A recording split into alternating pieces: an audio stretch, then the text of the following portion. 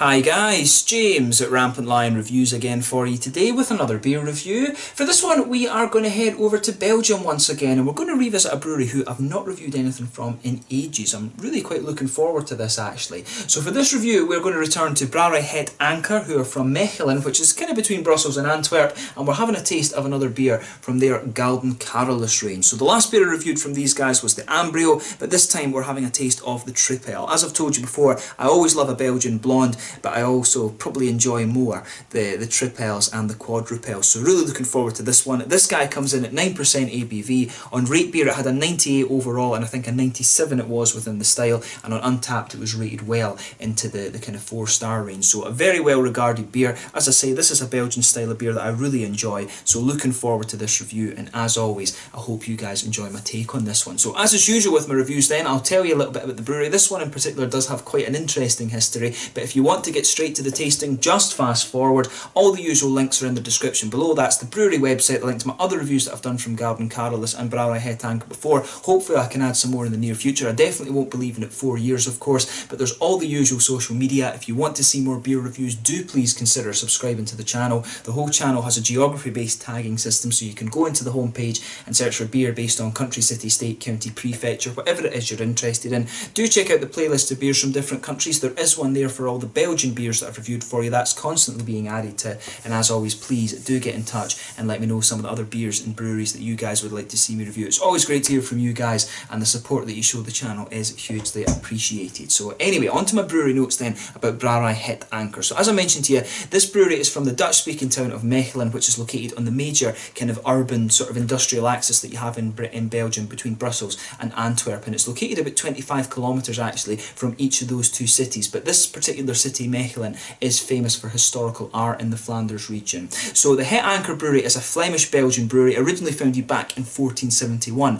and Charles the Bold actually granted the Beguine sisters of Mechelen the permission to brew beer for their own private use free of taxes. So the Beguineages are like small independent communities where the Beguine sisters, who were basically nuns, would bake bread, nurse the ill, brew beer, grow vegetables and things like that for their local communities. But they brewed their beer traditionally for over 300 years until around 1865. So in 1872, Louis van Bredam purchased the Beguineage brewery in Mechelen, and he built one of the first modern steam-operated breweries of the time. In 1904, the brewery was renamed NV Het Anker, which meant the Anker brewery, basically, after the historic brewer from Mechelen, Jan in de Anker. But in 1912, Victor van Bredam, son of Louis, he built the first Belgian maltings made out of reinforced concrete, and this produced malt for Het Anker and several other breweries in the local area. But Victor's son Charles used the extra capacity to experiment with food based on wheat and other dry substances during the economic crisis. During the Second World War, the brewery also hired more people than necessary to help people avoid the mandatory labour that was enforced by the Third Reich in Belgium at the time.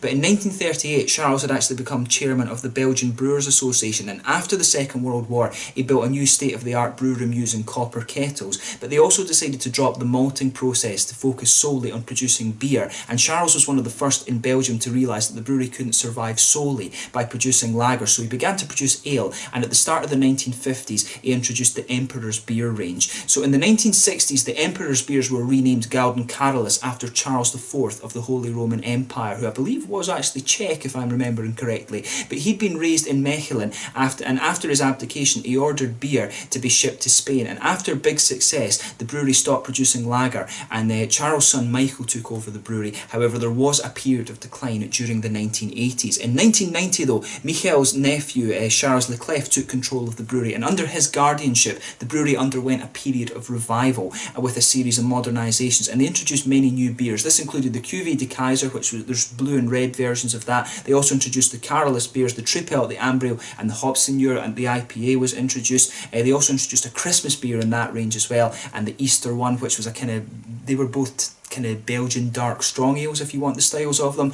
And then the modernisation of the brewery was completed in 2010, and in 2010 they also bought a 17th century gin distillery and began producing the Gouden Carolus malt whisky as well. So that's something that I really would love to review for you on the channel at some point in the future. But this is a brewery that has, you know, some really interesting history to it. It's the only brewery I can think of actually that I've come across where the beer's been brewed by nuns actually, or at least the main brewing operation was done by nuns. So it's a really kind of interesting and quite unique history to this beer. It's named after one of the very kind of famous leaders of Europe, if you like, Charles IV, Karlovy as the Czechs call him, and yeah, I mean, it's a really interesting beer. I love that when you go to like the likes of Germany, Belgium and Czech, these breweries, there's a lot of breweries that have such a rich history, so it is always cool to return to these after a while. And if you want to try some really nice Belgian beers, Gouden Carolus, you can't really go wrong with these ones, and they are fairly widely available throughout the world actually. So if you get the chance, have a go at some of these beers and see how you get on. But this is my very first time trying their Tripel, so should be an interesting one, like I said. So yeah, that's all you really need to know about the brewery. I'll put the website in the description for you below, and the Facebook page and things like that, and you can keep up to date with all the latest goings on at Brouwerij Het Anker. So yeah, just let you have a little look at the artwork of this one before we open up. This beer actually did win at the World Beer Awards. It won in San Diego in 2012 for the best Belgian style Tripel actually, so very well regarded beer list, like I was saying. There you can see Charles IV on his horse there at the bottom of the label there, but really nicely presented there. You can see the anchor symbol just on the top of the label as well. That's also on the bottle cap, and you can see there's Charles IV, Karlovy, on the top of this, on the little top label there as well. But this beer, it says, is best before the 19th of February 2021, and I think it's, if I can translate the Flemish correctly on this one, it's saying Gouden Carolus Tripel is a golden beer with a complex aroma and light fruity aftertaste. Voted the best Tripel in the world at the World Beer Awards in 2012. So yeah, nicely presented this one. So without further ado then, let's get this guy out and we'll get on with the taste. I'm impressed with myself that I was actually able to read the Flemish on this one. My knowledge of German, I guess, and probably Swedish actually, you do find with Dutch there's a kind of uncanny similarity, if you like, between Dutch and Swedish, but the Dutch and Swedes did a lot of trading and things like that historically, so to be honest, it's not really surprising. But as we always have to do with these Belgian beers, we'll need to be a little bit careful with this one so the head doesn't go too crazy. We'll just let it settle down a little bit before we put the last of the beer in. So as you can see, this beer's poured with a massive head. There's about 3 fingers of that there. I would say it's got a very slight creamy tint to it, this one. There's a little bit of bubblegum note coming off this beer, just as I bring it out actually. But yeah, a nice sort of 3 finger, kind of creamy coloured head on this one. Some big bubbles sticking towards the side of the glass and quite a few little ones just going up towards the bottom of that head. In terms of colour, I would say it's quite a bright golden yellow, this one. You can really see there's a lot of carbonation coming out of this one. So I wonder if it says on the back 2021, so I'm guessing usually these beers last for about 5 years, so I'm wondering if it's been bottled in 2016, which means the secondary fermentation will have undergone a little bit, so there will be quite a bit of carbonation in this one. That would certainly explain why the head is a little bit bigger on this. But as you can see, if I put my fingers behind the glass, there's a good degree of transparency to this beer. So it's, as I say, it is kind of the colour and things that you would expect. So let's take a closer look at the aroma then and just see how we get on with this one. Yeah, so with this one, it's actually got quite a little bit of spicy character too, I think. There's definitely a wee bit of coriander or something in there. But you can smell these nice bready malts. It definitely has a little bit of that white kind of bready base that you would expect to the style. But on top of that, you've got the nice big doughy, yeasty qualities that you would expect of a Belgian beer. You can really get a little bit of that almost kind of clovey spice for it. But there's definitely a wheaty and I think very slightly coriander note to this one. But I think there is a wee bit of a kind of bubblegummy note to this one, which is kind of interesting. There's definitely a little bit of that kind of sort of candied sort of thing with this beer. But overall, you know, it smells quite nice, this one. You've definitely got a little bit of a grassy freshness to it. It almost has a little touch of a kind of noble hop quality. Definitely that sort of fresh, grassy quality. Maybe even a little bit floral, to be honest with you. In terms of fruity notes, I would say you get a bit more of that when you sugar it up, incidentally. It's got a little bit of an apricot kind of character to it. There's a sort of peachy, not peachy, peary sort of aroma coming to this one. A little bit of that kind of peary, appley orchard type aroma coming out of the beer.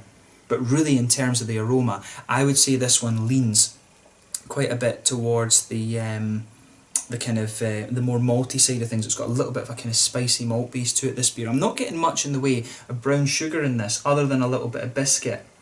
it doesn't smell like the kind of sweetest Tripel that I've kind of come across. It really leans more towards that kind of bready sort of thing, and it's, as I said, it's a little bit kind of spicy. So let's just have a taste of this one then and see how we get on. As I always say, take a little bit of time and enjoy the aroma of the beer before you get stuck into it, because that is always half the experience when it comes to doing beer tasting and whiskey tasting and stuff like this. But let's have a taste of this one then. So this one is the Gouden Carolus Tripel from Brouwerij Het Anker in Mechelen in Flanders in Belgium. Let's get stuck into this beer then. Slange, Skål, Prost, Santé.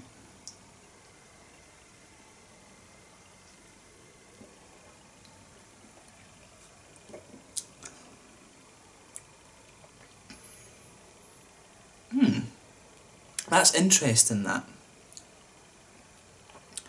because it is quite different from the aroma, to be honest. As I was expecting, the carbonation in this one is quite active. Let's just try and put the last little bit of this in, and we'll see how we get on. Let's get the last of that in there. There we are. Let's make sure it doesn't go too crazy. One last little bit, and there we are. But yeah, with this one, it's got a really nice sort of bready note to it, and I was kind of expecting that from the aroma. It's not anywhere near as sort of spicy as I was expecting, to be quite honest with you. It really just, it sort of just blankets the middle of your palate, and it actually becomes kind of sweet as you go further and further into the flavour. But let's have another taste of this one then. Always love a bit of foam.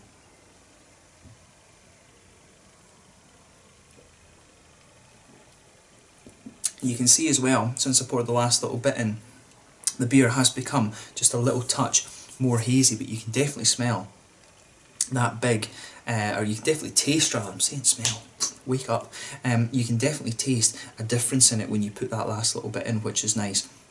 But yeah, let's go for the malt base and the yeasty qualities first with this one then. So you can really feel that nice white bready quality, that just blankets the middle of your palate there. On top of that, you're definitely getting some of the more kind of grainy aspects out the beer. Right in the centre of your palate, there's a little bit of a rich caramel there, but as you move further out towards the edge of your tongue, it becomes a little bit more sort of biscuity. The sort of sweetness in this beer really is quite biscuity. There's almost a little touch of a kind of honeycomb flavour to it as well, which is quite nice.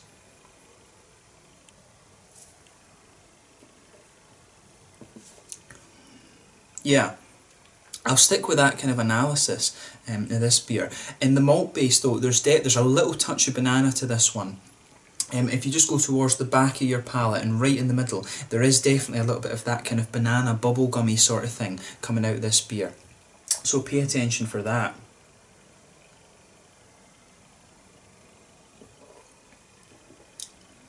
That's the kind of unique note for me with this one. Like I say, that white bready quality, that blankets the middle of your palate. On top of that, you get some of these nice doughy, yeasty qualities that they become a little bit sweeter as you go further on, but in the centre of your palate at the back, there's a nice sort of banana-y flavour there.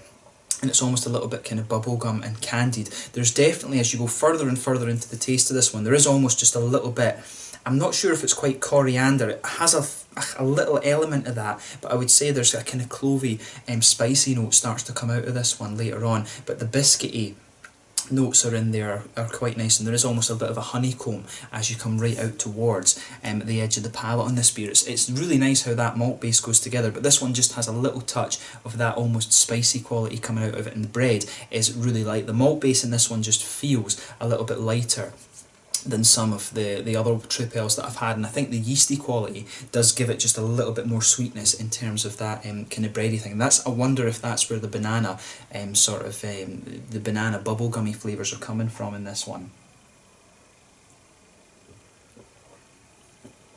But it's definitely nice. I certainly wouldn't hesitate to drink this again. And I love it how when you review these tripels, they all have their own little quirks and things like that. In terms of the hoppy side of this beer then, this is an interesting one. I am wondering if this one uses Belgian hops, because it's a little bit different from some of the other ones I've had where they've used German hops. So with this one, back corners of the palate, there is a little touch of earthiness there. If you go further forward from it, there's almost a little bit of a very slightly herbal quality. Then as you come towards the front corners of the palate there, that's where you get a little bit of that nice, slightly floral, aromatic quality out of the beer. Then round the very front curve of the tongue, it's a bit lighter and grassy. There's almost just a little touch of a kind of lemongrassy note coming out of this one, right at the very kind of front tip of your tongue there, I would say.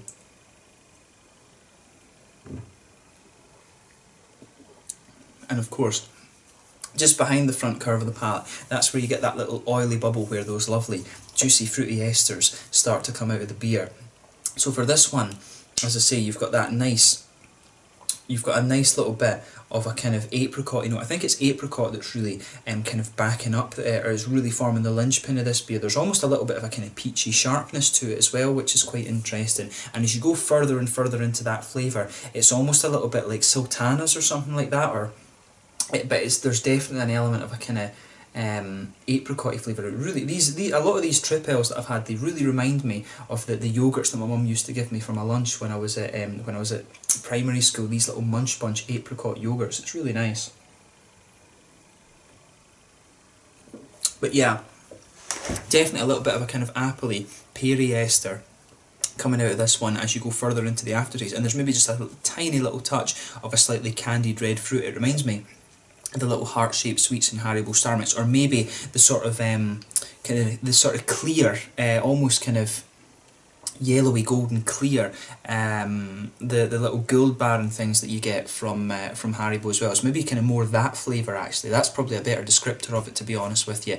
But yeah, it's a really nice beer, this one. As I say, the quirky thing about this Tripel is the way the malt base goes together. The fact it's a little bit more biscuity rather than caramelly, and the way that the kind of bready bits are with a bit of bubblegum and banana and things. And I think those are the kind of unique points about this beer. But for me, it's another really, really nice Tripel, and I'm glad that I was able to return to this brewery after quite a wee while actually. So yeah, let's leave it at that for this one. So in terms of the mouthfeel, I would say this beer is a little bit lighter in terms of its mouthfeel than the other Tripels that I've had. I'd probably class this one as mid-bodied. The carbonation is quite active in this one. Again, I wonder if that's because of the secondary fermentation in the bottle. I would suspect this beer has maybe been left in the bottle for around a year or so, considering its date is 2021. I think it's usually 5 years they recommend when it comes to storing these beers, but the carbonation is quite active in this one. The mouthfeel overall, I would say, yeah, it's quite an oily mouthfeel, this one, but it does have a little element of wetness. You've got a good bit of sweetness from the malt base in this one. It's not as sweet as some of the Tripels that you're going to come across. Mainly it's quite smooth in terms of that kind of malty, yeasty quality, and that's from the kind of bready, doughy flavours out of this one. There's a little touch of that spicy note in there as well, but it's kind of minimal, that the spicy note. It's more the flavour that it contributes rather than actually being spicy. Nice little bit of bitterness from the hops, but by no means is this beer going to blow your head off in terms of IBUs. And a nice little bit of juicy fruity character in there as well. But overall, like I say, a really, really nice Tripel, and I'm glad that I got to review this one. So I mean, let's leave it at that for this. A really, really nice beer. So have a go at this one for yourself and see what you think. As I said, the reason this one is quite unique is because, the brewery has that history where the beer was brewed by nuns. So really quite cool in that regard. Good to see the women getting involved in brewing as well. It's particularly in history like that. So yeah, let's leave it at that for this beer. So until the next time, thank you for watching. Do let me know your own thoughts in the comment section with this beer below. Let me know what you think of this one. Let me know what your favourite beers are from Gouden Carolus as well.